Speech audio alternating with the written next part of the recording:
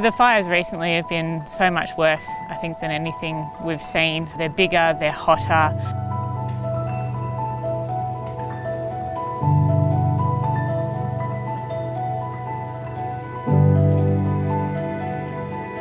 Extinctions already are high on the agenda.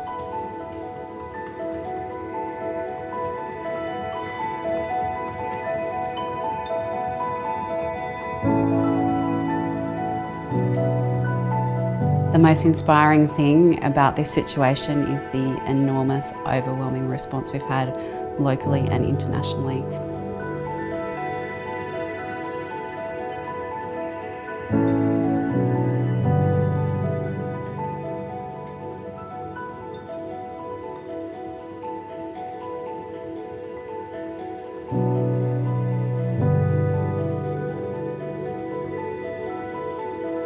It's a lot of work, there's no mistaking that. But the rewards when you get to let one of these guys go back into the wild, it sort of is the counterbalance for all the work and the stress that you go through looking after these guys.